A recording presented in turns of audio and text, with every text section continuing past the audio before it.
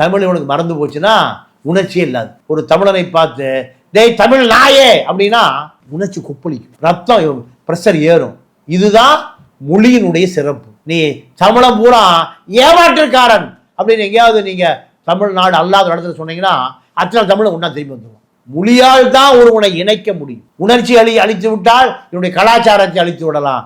இதற்காக திட்டமிட்டு நடத்தப்படுகிற படையெடுப்பு தான் இந்த மொழி இன அழிப்பு. தமிழை அழித்ததுல பெரும்பங்கு திராவிட இயக்கம் தான். கொள்ளை தான் முக்கியம், கொள்கை முக்கியம் இல்லை. திமுக கூட அத்தனை பேரும் பல ஆயிரம் கோடிகள் வைத்திருக்கிற மிகப்பெரிய கோடீஸ்வரர்கள், நம்ம நாகரீகமானவர்கள், வசதி படைத்தவர்கள். நேரு ஆகட்டும், பெரியசாமி ஆகட்டும், மூர்த்தி ஆகட்டும், தாமோ அன்பரசன் ஆகட்டும், ஏவா வேலு ஆகட்டும், சேகர் பாபா ஆகட்டும், ஜெகத்ரட்சகன் எல்லாமே குறைந்தபட்சம் 1 லட்சம் கோடியை திருடி கொள்ளையடித்து மக்களுடைய வரி பணத்தை சேர்த்து வச்சிருக்கிறான். போன தலைமுறையில பிச்சைக்காரன், இவன் அரசியலுக்கு வரும்போது பிச்சைக்காரன். இந்த பிச்சைக்காரர்கள் எப்படி 1 லட்சம் கோடி சேர்த்துறான்?